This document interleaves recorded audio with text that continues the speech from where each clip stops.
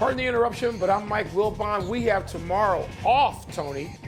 You got any big plans? Tony Kornheiser, not really. You want to do a pretend show over FaceTime? You interested in that? Yeah, I could do without that. Are you on any social media yet, including FaceTime? Anything? No, I'm not on any of these things, but sometimes to talk to the grandchildren, I'm on FaceTime, and it's very freaky. I have to say I don't like it. I don't like it. But that doesn't surprise you at all. Welcome to PTI, boys and girls. In today's episode, Steve Kerr is critical, Jim Harbaugh is reborn, and NFL coaches have discovered sleep.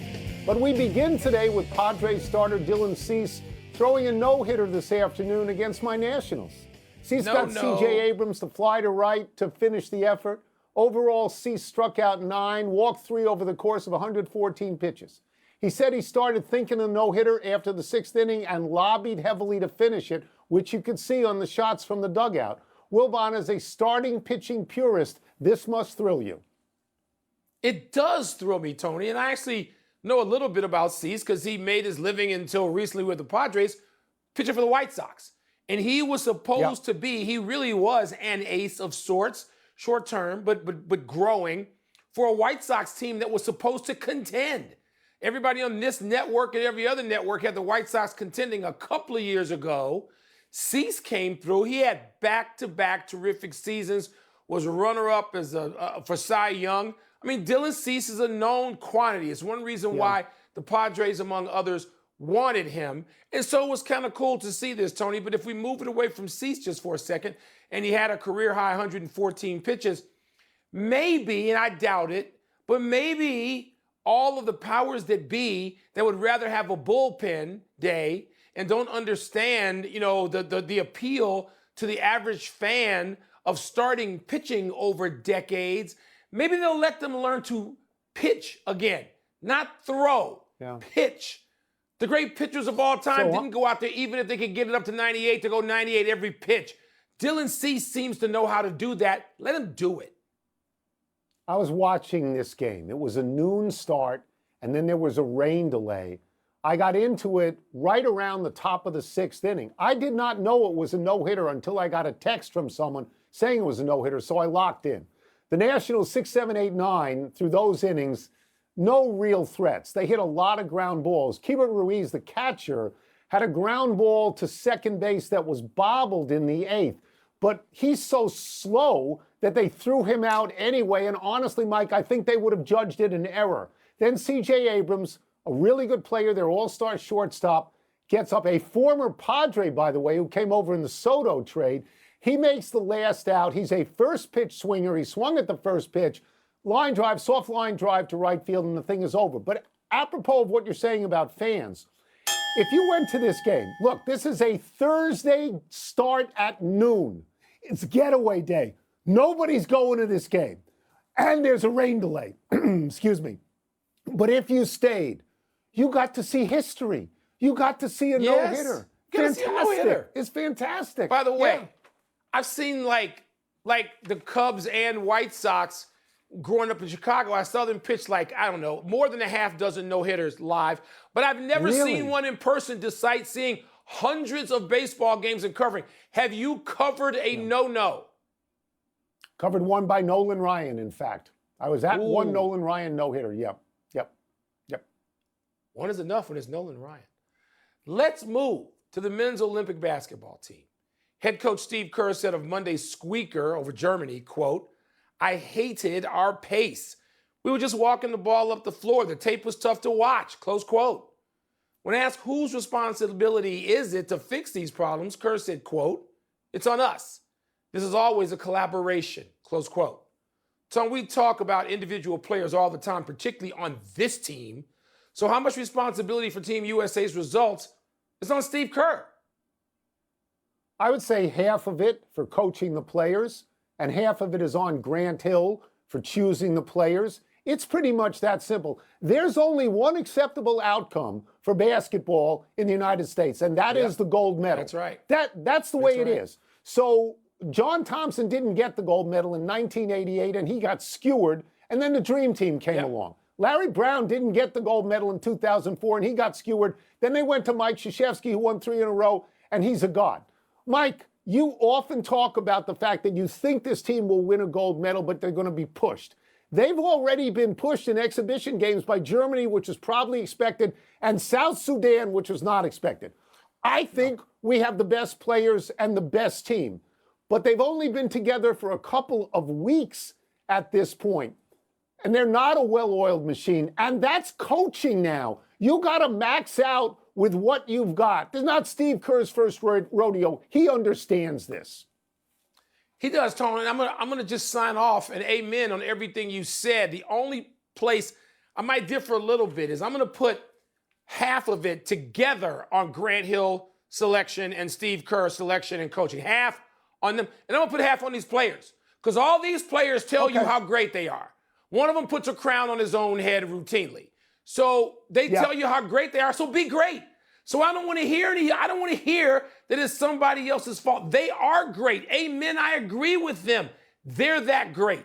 So if you're that great, don't really get threatened by South Sudan, which has 0 indoor courts in the whole country. I'm sorry, and there's only one acceptable outcome. You're right about that. It's winning, and Steve Kerr does know that. He's been around international basketball all his life. Grant Hill knows that. And so do guys like Durant and LeBron. They've played. They know the pressure. And what I Kerr expect is them saying, to win. I do. Mike, what Kerr is saying is it's not a 125-game season. 6 games. Let's go. Let's jump right now. Is a sprint That's a great right point. now. Good point. Yep. We go now to a story about NFL coaches and sleeping. The old stories were that they never slept, and this was a point of pride. Joe Gibbs never slept. John Gruden famously woke up every morning at 3:17. Suddenly, NFL coaches are valuing sleep.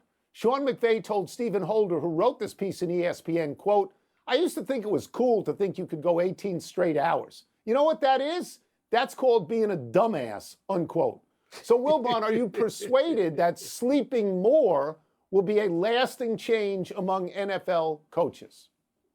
Well, it'll be an initial change. I'm sure of that because I know what it's done in the NBA. Because the NBA is one of the leagues, and I'm sure Major League Baseball and NHL, and I'm sure they've all done it. But in basketball, Tony, they've changed travel patterns. They've changed hotel stays. They've changed how they travel because of sleep consultants who presented this information. You mentioned coaches in the old days. You and I know this firsthand because Joe Gibbs, back when you used to stay up late, God knows people don't believe that, but I know it happened. Tony, you know we'd have to call Joe Gibbs. We'd have to go out there. He was on a cot in his office, and he had celery sticks and what else? Snickers bars. And it'd be 2 o'clock. Joe would go home like twice a week.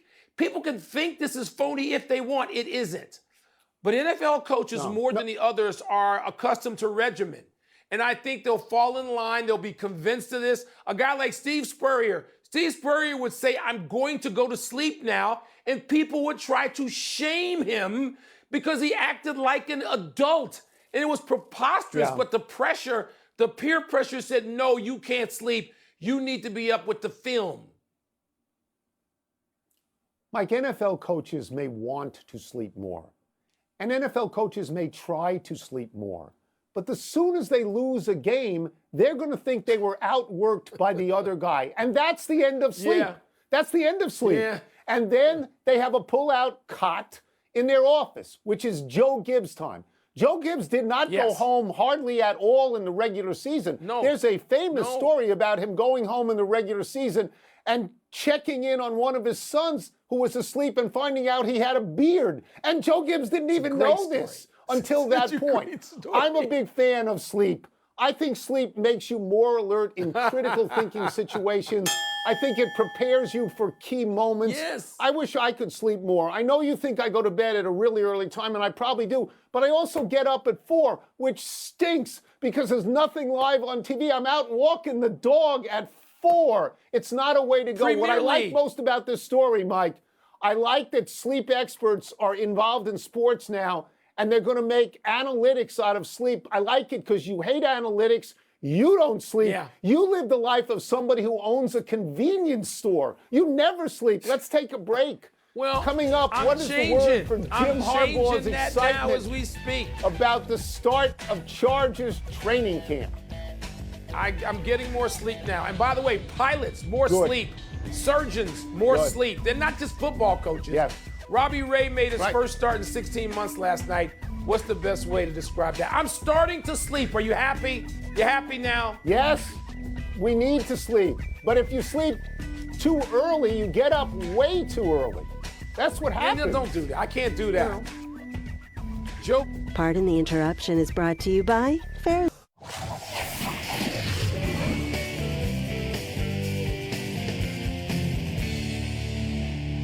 I hope you're insured, Wilbon, because the honorary doctor of main letters is in the house. What's first?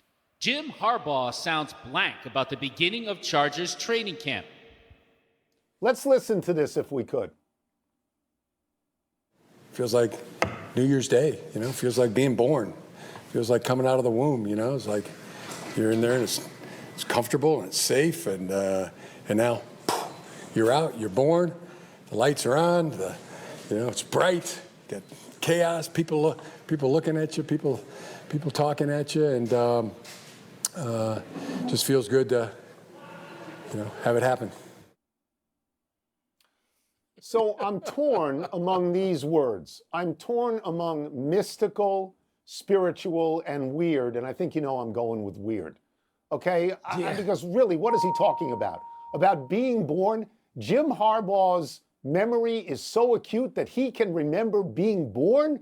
I can't. So good for him. Now, we know about Harbaugh. We know that he attacks each day, right, with an enthusiasm unknown to mankind, because he told us his father told him and his brother that every day when he dropped him off at school. Let me be honest here. I love Jim Harbaugh. I think he is great for football, college and or pro. I really do, even though I only understand 5% of what he says. And Mike, I find myself rooting for the Chargers this season because of Harbaugh.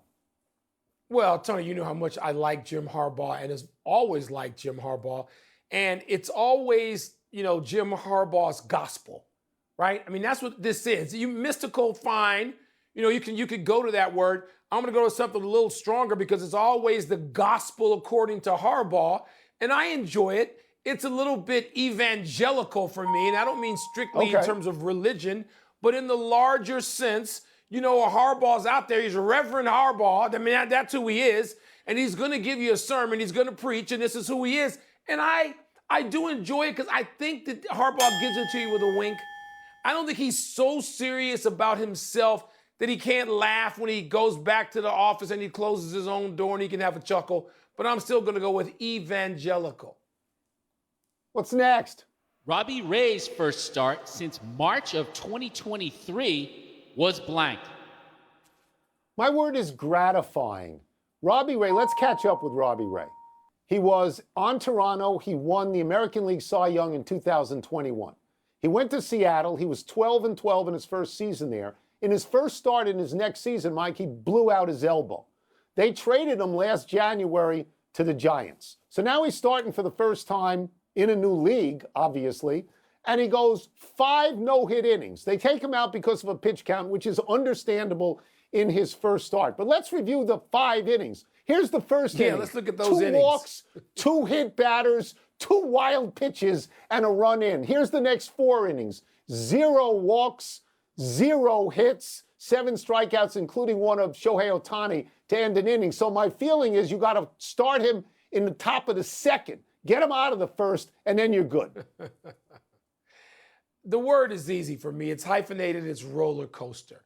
I'm not going to sing it like the Ohio players. I used to be able to do that. But it is roller coaster, Tony. You mentioned why, how he started off. And that, by the way, is reflective of his last couple of seasons and just trying to hang on and going from something that people could depend on as a starter to anchor the rotation, if not a flat-out ace, to getting back in and trying to resume his career. And good for Robbie Ray. I'm glad to see this. We started this show with starting pitching and a great story about Dylan Cease. Yeah. And a no-no. And yes, Robbie Ray could not go 114 pitches, but it's cool that we're talking about starting pitching and not a bullpen day. Because anybody who says bullpen day in a uniform should be suspended for a month from active Major League Baseball participation. 2 walks, 2 wild pitches, 2 hit batters in the first inning. Oh, that's a lot. The final word. Let's take one last break. Still to come, the Yankees lose again, Wilbon. But the Brewers win again, which doesn't make me happy, despite dealing with another injury to a top player. You think I hate Cardinals more or Cheeseheads more? What do you think? Well, it doesn't really matter because you hate them both so much that they dominate this show whenever they're on. You And talk about how much you hate Cheeseheads. There's more Cheeseheads because you got the Brewers.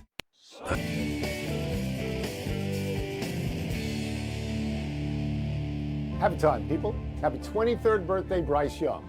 The former Heisman Trophy winning quarterback at Alabama was the #1 pick in the 2023 draft.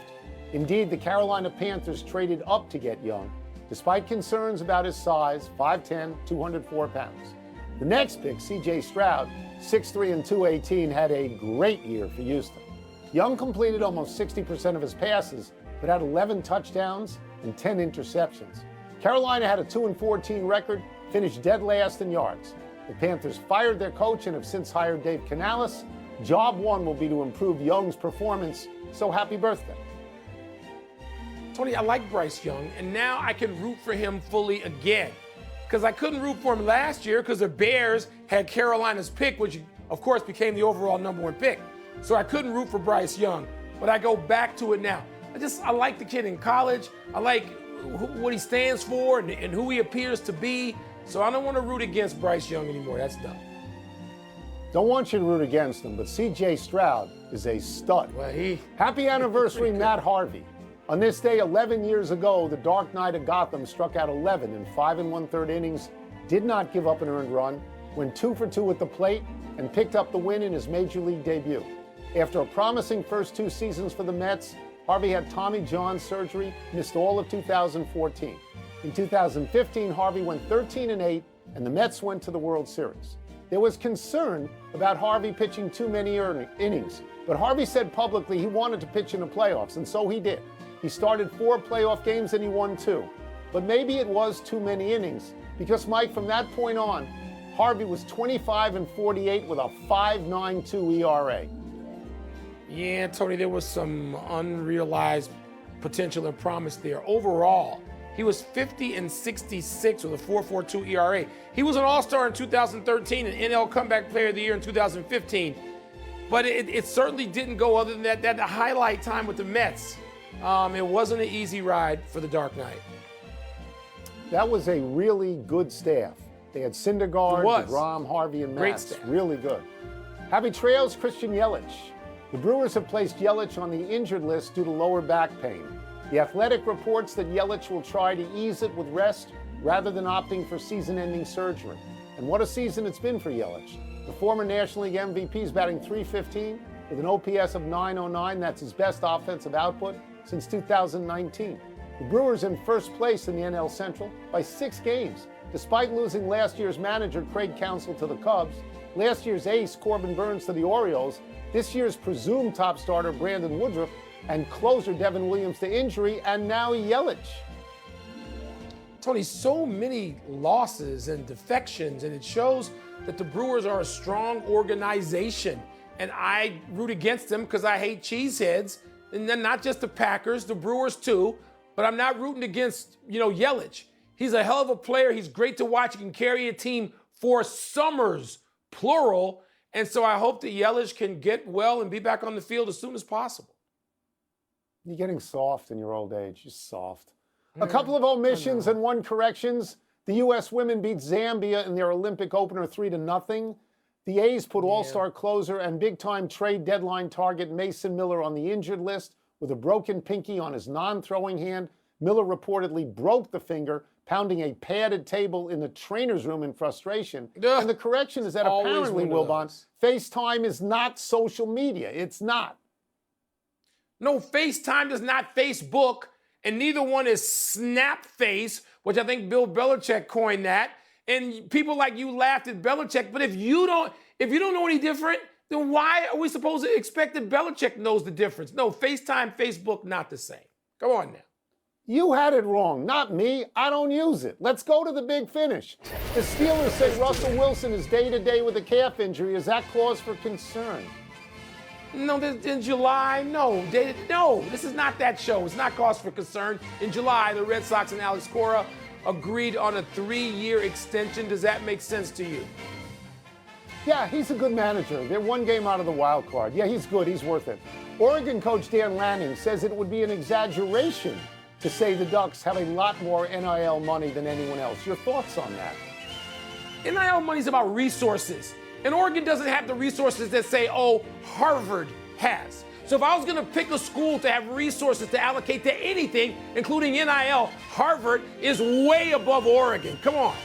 The Mets took all 4 of this season's games with the Yanks. Is that a big deal? Let me just get to this first. Harvard doesn't have Nike. Okay, Oregon does. Is it a big deal? They don't It's a need big it. deal. It's a big deal. The Subway Series is a big deal in New York because the Mets are always the second team. To beat the Yankees like that is a big deal in New York. Last one, Olympic opening ceremonies tomorrow. You excited? I am, Tone. I'm the Sin. They're going to be there. It's going to be picturesque. It's got to be better than when the Dubs got burned in the cauldron in South Korea. Remember, you and I were there for Brutal. that. That was brutal. We're out of time. We'll try and do better the next time. I'm Tony Kornheiser. And I'm Mike Wilbon. Bumped until Monday, knuckleheads. Harvard, more billionaires than Oregon. We settled there. Now, and you can get the podcast on the app. Here's sports. What are you complaining about now? I mean, shouldn't you have gone to Harvard instead of Northwestern? You like Harvard so much? Nope.